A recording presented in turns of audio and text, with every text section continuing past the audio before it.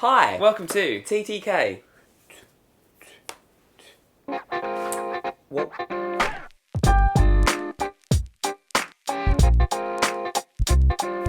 If you've not looked out the window recently or checked the news, you may be aware that the world is in an uncertain place. And so we thought, Unprecedented. and we thought we'd look back to a time when it wasn't, see what we expected from the world by now, and see if we were right. Basically, we made predictions at the start of the year about what K-pop is going to be like by the end of 2020. And we're just going to see if we're on track, because we're probably not. So whilst you're sitting there with not much to do, make sure you press subscribe and the bell notification button next to it. It's that side. It's always on that side. Wherever it is on the screen, challenge, find it. Moving on. Have you found it? Cool.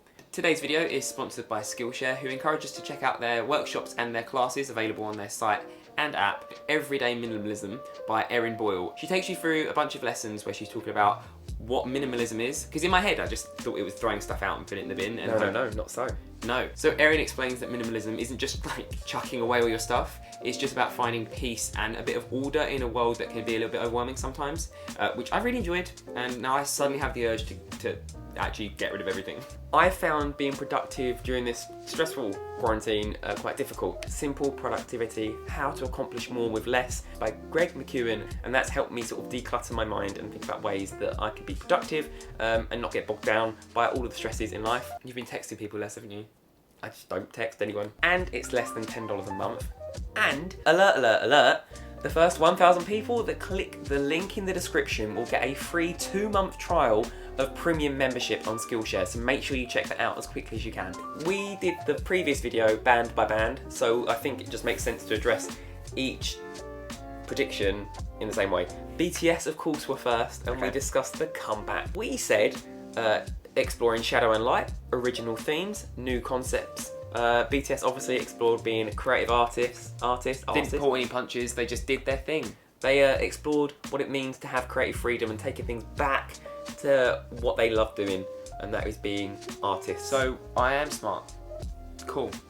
We didn't discuss the fact that there'd be a collaboration with a Western artist, Sia, but I'm patting myself on the back. I heard. We didn't mention them collaborating with a Western artist. They collabed with Sia on. The less said like that, the better, personally. I'm a massive fan of both, and I just think that it didn't work, but we're moving on now. It was an odd collaboration. We're moving on now. It didn't necessarily not work. We are moving on now. Here's on, and here's me, and I'm getting over it. Maybe you should... Well, I've already moved on. BTS coming back to London. Correct to a degree. Still too soon. It's... I tweeted this the other day saying about postponement, and somebody said, it's not been postponed, it's been deferred. And I was like, what's the difference? Is that not the same thing? Do you know what? This is blessing in disguise, because if I cannot afford currently to pay for BTS tickets in a decent seat. Moving on. The next prediction was limited radio play, and who was right again? Us. Well, me, but this Muggins. We said that there would be limited radio play behind the latest comeback, and if you saw our last video, you know that we were right, because we went through the stats and we saw that there was, in fact, limited radio play. If you haven't seen that video, make sure you go and check out our last upload, which was how many radio plays BTS actually received for their comeback. Spoiler, actually I'm not going to tell you. Less than 200. Go on. TV interviews, we said probably Graham Norton, Britain's Got Talent or X Factor performances, because Simon Cowell wants those views. In terms of like actual TV interview situations, they don't happen now because people can't be in the same room as each other. And I keep watching those awkward American chat shows that seem to be happening over Skype now, and it's just like... I kind of like the energy. It's like, you go Gen Coco. Then they're like, oh, we're creators, and we're like... It's not funny to take the mickey out of YouTubers. Next point about a big hit, because we went BTS then big hit, they'll buy another company. I don't know, this could still happen. I think it's highly unlikely, what with tours being postponed and maybe the cash flow taking a hit. Yeah, I think logically, if you're being a big hit. Well, if you're being super smart, okay, two things. If you're being smart, you're going to hold on to the pennies right now because you don't know what the world is going to be like in 6 months. But also, if you're being super business-like, now could be the great time to snap up a company because they're going to be cheap. Oh, YG. That one needs saving. It's like Titanic when they come along and like, you need some is saving. anybody alive out there? Come around. That's Whistle Like a Missile. We predicted at some point a Blackpink comeback. That is rumoured to have been cancelled. It was never like out there. Oh, where's my clown card? I just don't get. I cannot wrap my mind around the fact that Blackpink have had like one release in the last 16 years. They have what? 4 songs, and YG are like, we're not gonna. Let's put that What's comeback. so hard? I don't get it. Unprecedented. One of my personal favourite groups, Monster X, we said that Wonho would rejoin, and obviously that's not happened. He has joined Highline, which is part of Starship, as a solo artist, with the intention of being a solo artist. It's a sad time, but it's a glad time, because he's able to progress with his career, and we still love Monster X. We then went to talk about their upcoming album, which at that point we didn't know the name of, which was All About Love, and we said it would do well. We were correct. It was number 5 on the Billboard, which is, I'm going to read out this interesting fact for you guys because I didn't know this. Monster X's first entry on the Billboard 200, and it's the highest entry by a K-pop act after BTS, who until March 2020 had achieved 4 number 1 albums, and Super M's debut in late 2019. So what we're seeing is Monster X, with their collaboration with French Montana, and their album in English, has actually just pushed them to the top of the Billboard charts in terms of K-pop acts. Who do you love? Interesting that it was an English album. On me. I can't take the pressure anymore. I need to go and listen to it right now. Got 7. My boys. We said JYP need to do a better job. Well, they're literally about to have a comeback right now. They're teasing it this second. Well, yesterday. So I said we were so on that. I think they're doing a slightly better job. But I really want to know what you guys think. Do you think JYP are doing a better job this time around with a comeback? Are you expecting much the same? My personal opinion is they were doing a fairly bad job anyway, so they can only really go up. Is it about to rain? Oh, dog. Black German Shepherd. Oh. God bless. It's a puppy. Anyway, Super M, depending on how the tour goes, will stay a priority for SM. Unknown. I said kind of sort of correct, but I don't think we've seen enough of the year through to sort of draw any conclusions. Well, let's recap really quickly. Obviously, when we made this video, we hadn't seen them live. This was about a month and a half before they came to London. So sick. The London show was incredible, but obviously their performance aside, we had always said that opening at the O2 in the UK when you're, 4 months old as a group, is pretty ambitious. SM had blocked out the top rung of seats in the O2, so normally there is the ground, there is the sort of semi-ground, and then there's the upper bit, and then there's the 60% higher seats, I'd say. Yeah, so there was about 75% of it was seats, and the other 25% was blocked out, or maybe 30% was blocked out.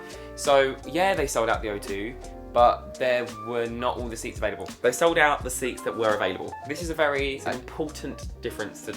But I guess this happened at other shows, but I've only really noticed it at K-pop shows. We briefly touched on NCT 127 in the previous video, so we said maybe there'd be a Western collaboration in there somewhere.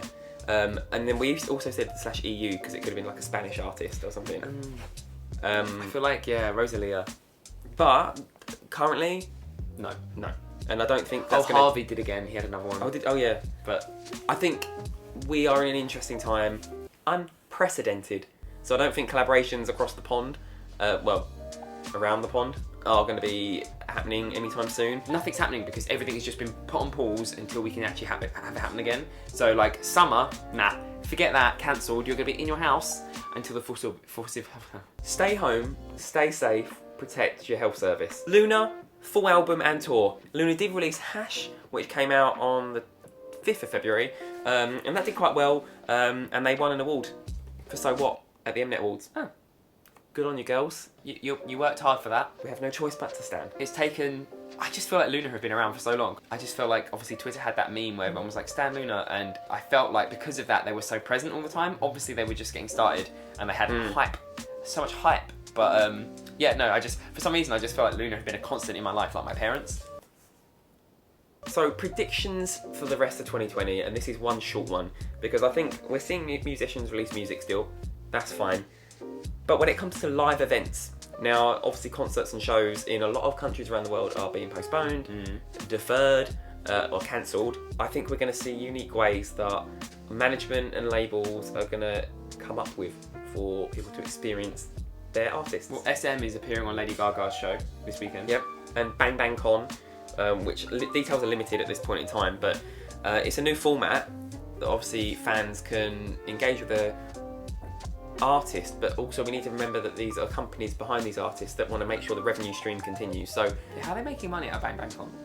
I think you'll probably buy, like with the V Live when you saw them at Wembley, I think you could buy a ticket and then you could watch. What if The London show is the that. free seats, the free seat to the show is the one that's like, what if they film it in Wembley and the free seats are all the ones at the very back with like the rafters? Which is the one we got anyway when we went. Which is what we had. How much is too much? What would you pay to watch, say for instance, BTS, Blackpink, or your favourite artist, K-pop or otherwise? How much would you pay to have a live concert experience straight to your television at home? £25.